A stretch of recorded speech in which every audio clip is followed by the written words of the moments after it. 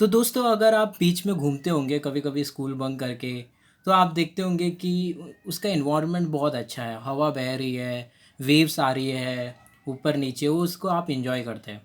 But कभी कभी news में खबर भी आ रही है कि आप बीच में ना जाए क्योंकि वहाँ पे हाई टाइड हो रहा है। अब हाई टाइड मतलब क्या होता है, जहाँ पे सी लेवल मैक्सिमम आ जाता है, मैक्सिमम लेवल पर आ जाता है। ठीक है, और वो थोड़ा सा डेंजरस हो जाता है। तो सिमिलरली आपने लो टाइड के बारे में भी सुना होगा। लो टाइड में क्या हो जाता है, सी लेवल सबसे कम हो जाता है। ठीक है, तो आपने ये सब तो सुना होगा, but being a science student आपने क्यूरियस होंगे कि ये high tide low tide actually होता क्या है। अब पहले तो हमें पता नहीं था, बट अभी हम लोग के पास में इतना नॉलेज है कि हमारे पास बेसिक नॉलेज है कि हम जान सके कि हाई टाइड लो टाइड क्यों होता है। तो मैंने आपको बताने की कोशिश की है। ठीक है, सपोज़ करो ये अर्थ है, अर्थ के अराउंड हम लोग क्या कर रहे हैं, ये मून क्या कर रहा है, रिवॉल्व कर रहा है। तो अगर आप यहाँ पे हो, ये एक आप हेलीकॉप्टर में हो जो कि बहुत ऊपर, और आप नीचे देख रहे हो, तो आपको अर्थ का क्या मिलेगा, टॉप व्यू मिलेगा। ठीक है, टॉप व्यू मिलेगा। तो this is basically top view.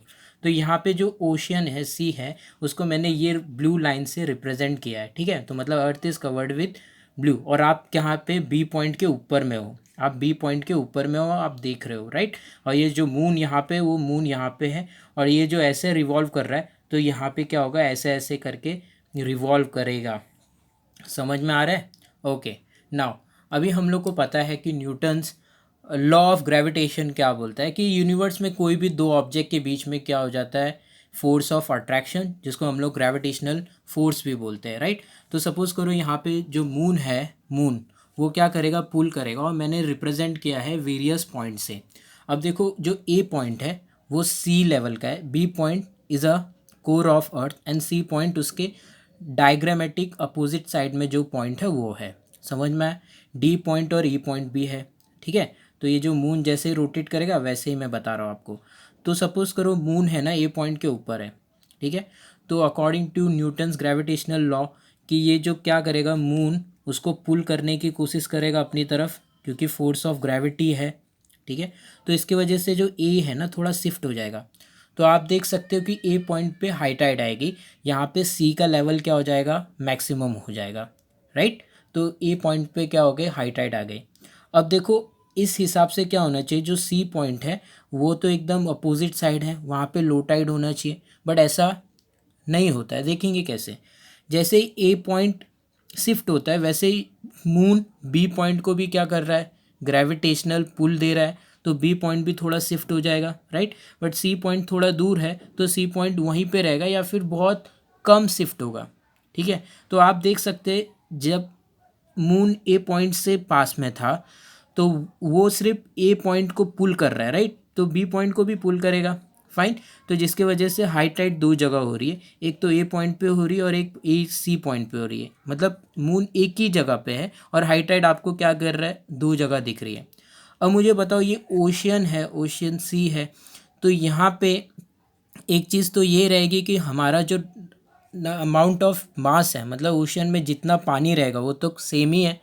तो अगर इस साइड से पानी बाहर आ रहा है तो कहीं से तो वो श्रिंक कर रहा होगा, नीचे जा रहा होगा ना। तो हम देखते हैं कि वो डी पॉइंट और ई पॉइंट से नीचे जाता है।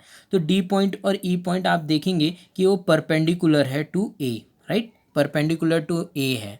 तो यहाँ पे अगर हाई टाइड आ गई, क्योंकि मैक्सिमम सी लेवल है, तो लो टाइड जो मतलब मिनिमम सी लेवल है वो कहाँ पे आ गई, डी पॉइंट और ई पॉइंट पे, राइट। अब मैंने आपको बोला है कि जो मून है वो कंटिन्यूसली क्या होते जाता है, रिवॉल्व करते रहता है अराउंड द अर्थ। तो इस केस में मून क्या है, डी पॉइंट के ऊपर है, तो जिसके वजह से डी पॉइंट पे हाई टाइड हो गई, और आप देख सकते हैं ई पॉइंट पे भी हाई टाइड हो गई। बट उसी जगह पे सी और ए पॉइंट पे क्या हो गई, लो टाइड हो गई। तो आप देख सकते हैं कि इवन इन 24 आवर्स में एक जगह पे दो बार हाई टाइड आती है। कैसे? अब देखो, यहाँ पे मून यहाँ पे था ए पॉइंट पे, तब ए और सी पे तो हाई टाइड आई, पर जब मून जा जाके सी पॉइंट पे आएगा तो अगेन क्या हो जाएगा, अगेन सी पे हाई टाइड आएगी और ए पे हाई टाइड आ जाएगी। ठीक है, तो हाई टाइड्स एक्चुअली सिर्फ मून के ऊपर डिपेंड नहीं होता, it also depend upon gravitational pull of sun and various geographic condition. I hope आपको जानना मिला होगा क्यों हाई टाइड और लो टाइड अकर होती है। ठीक है, ओके। तो दोस्तों अगर हम लोग बॉल को ऊपर के डायरेक्शन में फेंकते हैं तो बॉल की स्पीड कम होती जाती है और ज़ीरो हो जाती है और फिर वो नीचे के डायरेक्शन में आता है। सिमिलरली अगर हम लोग कोई भी ऑब्जेक्ट को जैसे कि पत्थर को अगर ऊपर के डायरेक्शन में फेंके तो उसमें भी यही चीज़ होगी, वो ऊपर जाएगा फिर उसके बाद में थोड़ा टाइम बाद वो नीचे आने लग जाएगा। तो हर जगह क्या मौजूद है, तो हम देखते हैं कि नीचे अर्थ प्रेजेंट है। तो earth is a huge chunk of mass. और हम लोग ने पिछले लेक्चर में पढ़ा है कि इन अ यूनिवर्स दो मास के बीच में हमेशा एक फोर्स लगता है जिसको हम लोग क्या बोलते हैं, ग्रेविटेशनल फोर्स। तो अर्थ एक मास है, पत्थर एक मास था, वैसे अर्थ एक मास है, बॉल एक मास था, तो उन दोनों के बीच में भी हमेशा क्या लगेगा, ग्रेविटेशनल फोर्स लगेगा। अब ये ग्रेविटेशनल फोर्स में जनरली अर्थ आ रहा है, तो हमेशा जो अर्थ की वजह से ग्रेविटेशनल फोर्स लगता है उसको हम लोग क्या बोलते हैं, अर्थ ग्रेविटेशनल ग्रेविटेशनल फोर्स।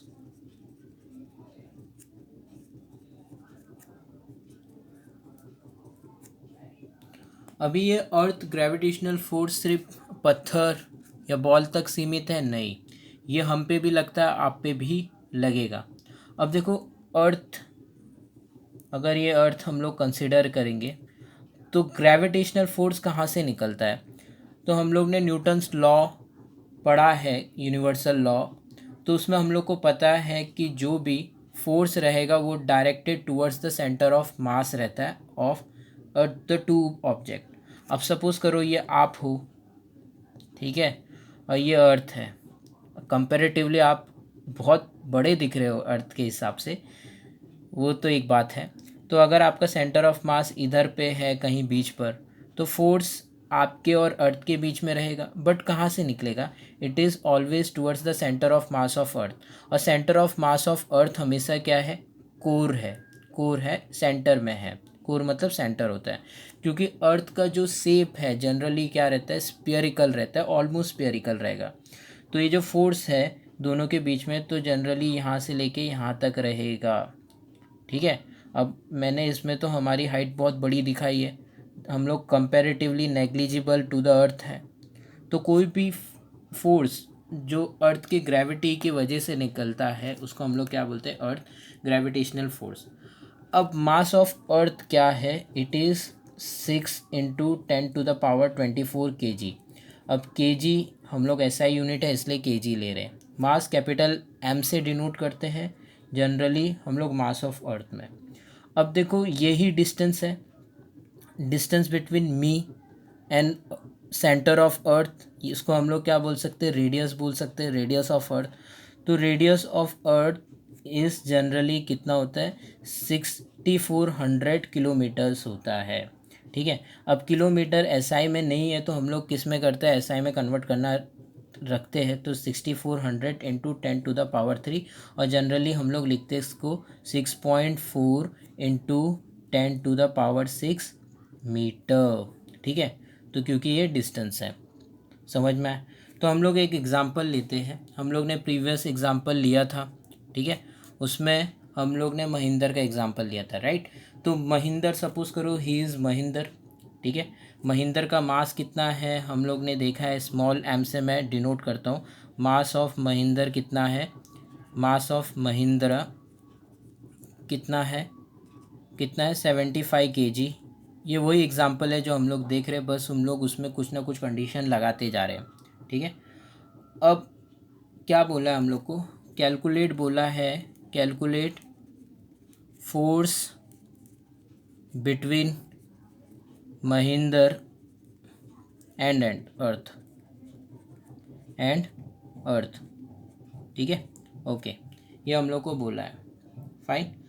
तो देखो गिवन क्या है, मास ऑफ महिंदर, ठीक है।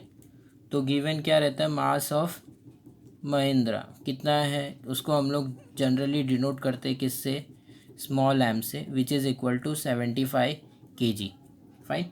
मास ऑफ अर्थ ये मैंने आपको बताया है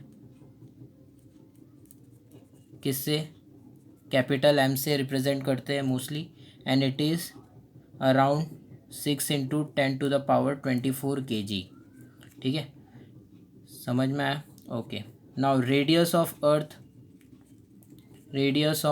अर्थ कितना है?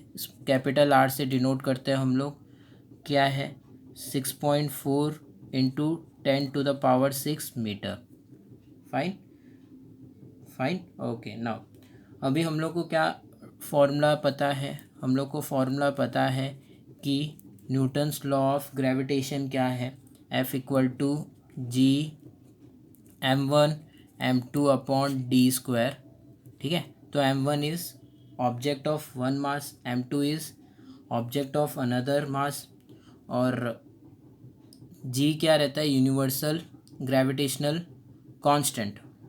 मास ऑफ m1 क्या होता है? Mass of object 1, and m2 क्या होता है? Mass of object 2, and d क्या रहता है? डिस्टेंस बिटवीन दैम, ठीक है। तो हम लोग को फाइंड आउट क्या करना था कि अर्थ का ग्रेविटेशनल पुल या फोर्स कितना है टू द महेंद्र, ये हम लोग को फाइंड आउट करना था। Fine, okay. नाउ तो हम लोग सोल्यूशन पे जाते हैं। Fine, okay. आपको पता है F = क्या होता है? G m1m2/d², ठीक है। तो G तो हमेशा कांस्टेंट रहता है। G कितना है? 6.67 × 10⁻⁻11 न्यूटन मीटर स्क्वायर पर kg²। ये हम लोग ने फाइंड आउट किया है ऑलरेडी, ठीक है। न्यूटन मीटर स्क्वायर पर kg², आपको दिखा देता हूँ यहाँ पे। ओके। ना F = G m1 मतलब होता है मास ऑफ अर्थ को रिप्रेजेंट किया हमने इस केस में कैपिटल M से, m2 which is a mass of Mahendra, इसको स्मॉल m से रिप्रेजेंट किया है, और d क्या है? Distance between them. अब आप देखो कि डिस्टेंस कहाँ से कैलकुलेट करते हैं हम लोग? सेंटर ऑफ मास से कैलकुलेट करते हैं। सेंटर ऑफ मास अर्थ का क्या है? कोर ऑफ अर्थ है। कोर मतलब सेंटर ही होता है, और उस जगह को हम लोग कोर ही बोलते हैं। और यहाँ पे क्या प्रेजेंट हो?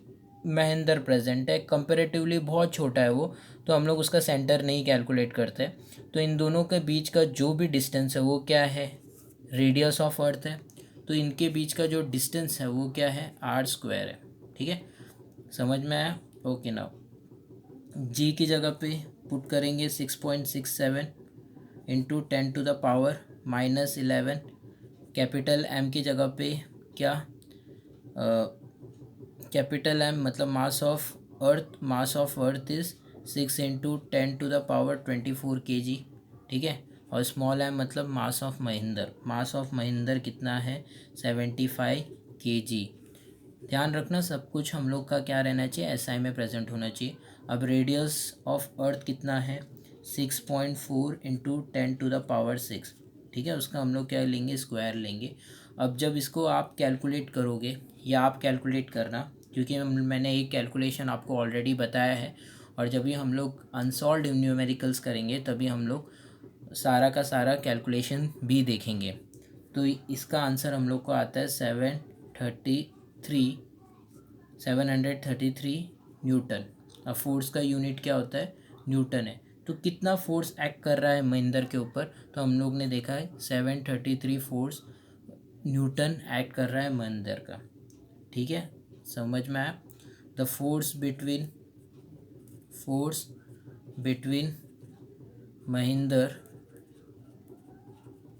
And earth is 733 Newton.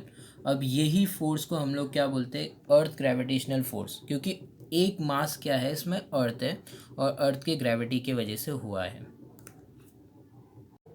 तो दोस्तों हमने पढ़ा है कि अर्थ हमेशा कोई भी ऑब्जेक्ट को अपनी तरफ अट्रैक्ट करता है एंड विद अ फोर्स, और उस फोर्स को हम लोग क्या बोलते हैं? अर्थ ग्रेविटेशनल फोर्स।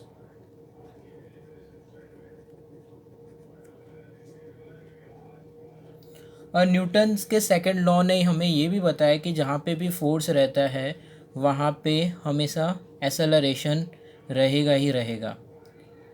तो सपोज़ करो ये एक बिल्डिंग है, और बिल्डिंग के ऊपर में आप खड़े हुए हैं, आपके हाथ में बॉल है, जस्ट आपने क्या किया? बॉल ड्रॉप किया। तो यहाँ पे नीचे अर्थ है, तो इसका ग्रेविटेशनल फोर्स बॉल के ऊपर लगेगा और बॉल नीचे अट्रैक्ट होगी। अब बॉल की स्पीड यहाँ पे क्या थी, 0 थी, और यहाँ पे स्पीड क्या हो गई, मैक्सिमम हो गई। तो ये जो चेंज इन स्पीड है फ्रॉम 0 टू मैक्सिमम, तो उसी को हम लोग क्या बोलते हैं, एसेलरेशन। अब ये एसेलरेशन किसके वजह से प्रोड्यूस हो रहा है, अर्थ ग्रेविटेशनल फोर्स के वजह से प्रोड्यूस हो रहा है। तो ये टाइप ऑफ एसेलरेशन को हम लोग क्या बोलेंगे, अर्थ ग्रेविटेशनल एसेलरेशन।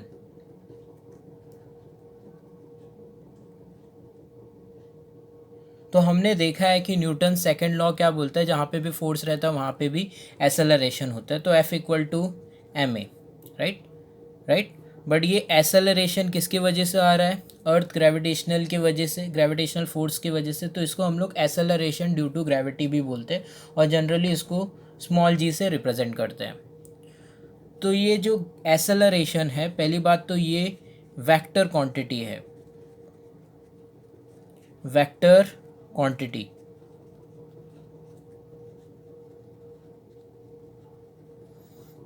तो जी के पास दोनों ही है, इसके पास में मैग्नीट्यूड भी है क्योंकि ये वेक्टर क्वांटिटी है,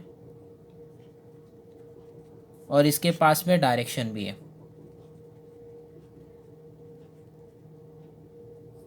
अब इसका डायरेक्शन है क्या, अब देखो F equal to M A, right.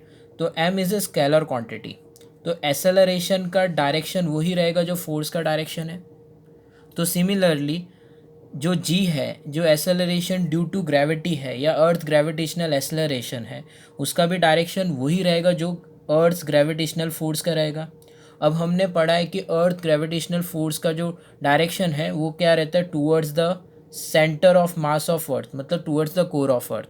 तो सिमिलरली जो एसेलरेशन डी टू ग्रेविटी है उसका भी डायरेक्शन क्या रहेगा, towards the centre of mass of earth, मतलब क्या होगा, कोर ऑफ अर्थ होगा, राइट। अब देखो इसका यूनिट क्या है, इसका एसआई यूनिट क्या है जी का, वही होगा जो एसेलरेशन का होता है, डेट इज मीटर पर सेकेंड स्क्वायर। तो दोस्तों हमने अभी एसेलरेशन ड्यू टू ग्रेविटी के बारे में पढ़ा, जिसको हम लोग स्मॉल जी से रिप्रेजेंट करते हैं। तो देखते हैं उसका value of G on the surface of earth क्या होता है। हमने एग्जांपल देखा था बॉल का, तो बॉल का मास में स्मॉल एम कंसीडर करूँगा, ठीक है। तो according to Newton's universal law, तो फोर्स जो लगा था बॉल पर बिकॉज ऑफ अर्थ, वो क्या था, capital G capital M small M upon R square, right. तो what is capital G, it is universal gravitational constant. Capital M क्या था, mass of earth, small M is mass of that ball जिसके ऊपर acceleration due to gravity लग रही है। Now what is capital R, capital R is nothing but a radius of earth, right. तो इसको मैं इक्वेशन नंबर 1 कंसीडर कर सकता हूँ।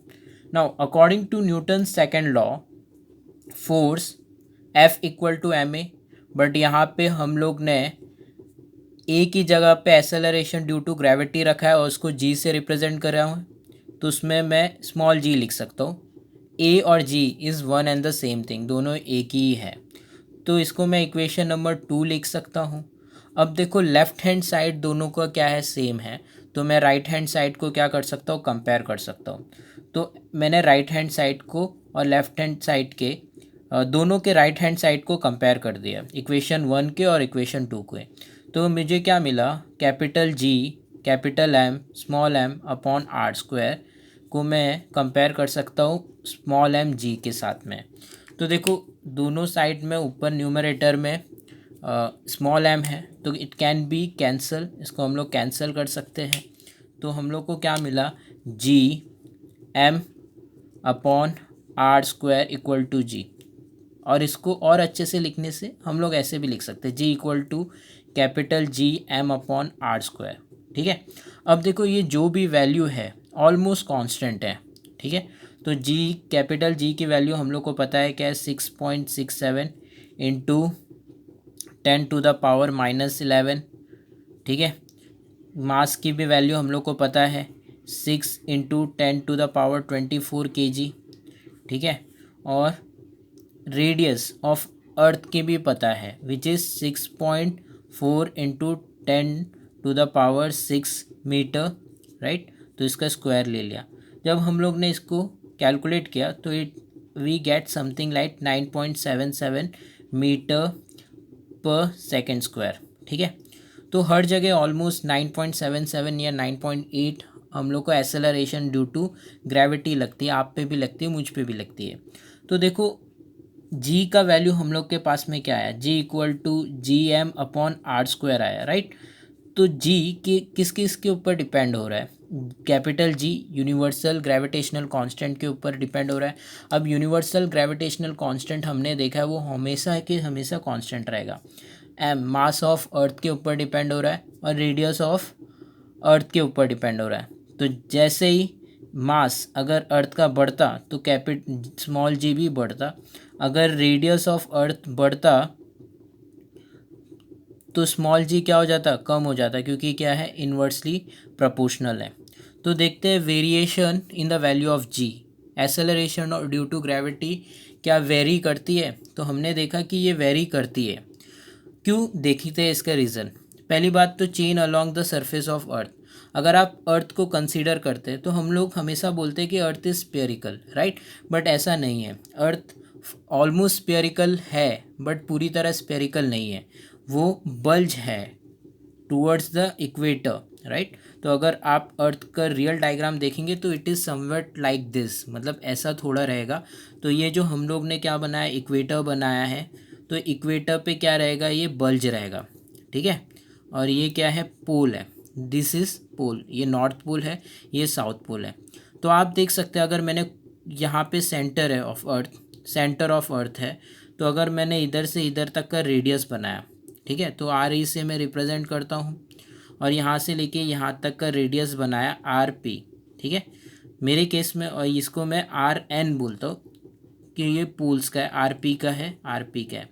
तो आप देख सकते हो जो RE है वो RP से क्या है, बड़ा है। तो RE मतलब कि radius for equator is greater than radius for pole, ठीक है। और हमने पढ़ा है कि G small g equal to क्या होता है, कैपिटल G कैपिटल M/r², ठीक है। अब मास तो सेम ही है सब जगह, तो मास की तो बात ही नहीं कर रहे हम लोग क्या देखते हैं, रेडियस, रेडियस देख रहे हैं। तो आप देख सकते हैं कि रेडियस जितना ज़्यादा होगा उतना ही कम क्या हो जाएगा, एसेलरेशन ड्यू टू ग्रेविटी हो जाएगा। अब इस पर्टिकुलर केस में इक्वेटर का रेडियस क्या है, बड़ा है, ठीक है। तो हमारा जो एसेलरेशन ड्यू टू ग्रेविटी भी रहेगा वो क्या हो जाएगा, कम होगा।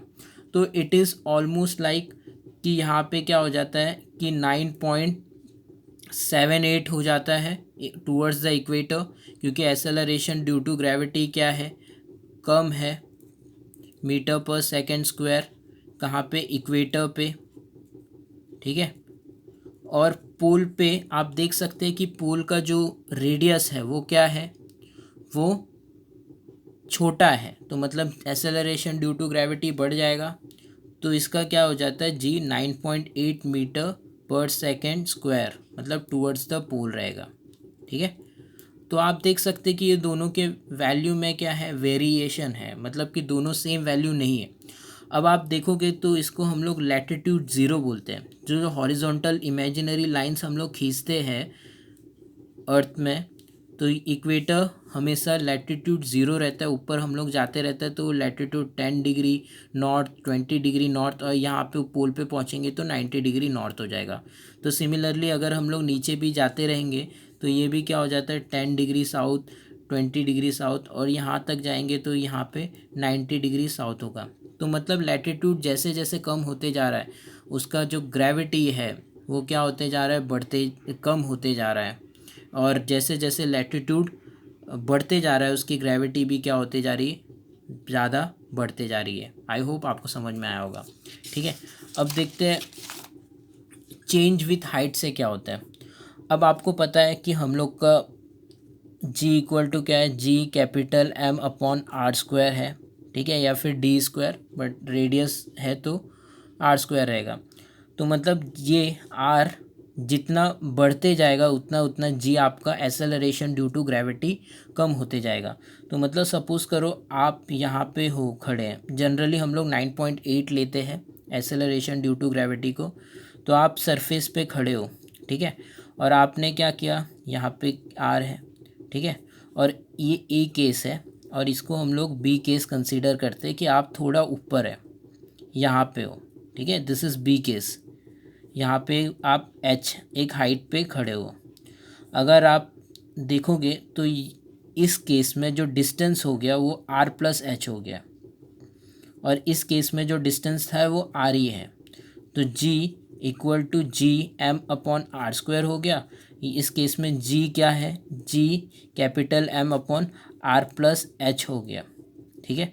तो यहाँ पे डिनोमिनेटर देखो इसका बड़ा है, ठीक है, तो जितना बड़ा डिनोमिनेटर वहाँ पे एसेलरेशन ड्यू टू ग्रेविटी क्या हो जाएगी, कम होते जाएगी।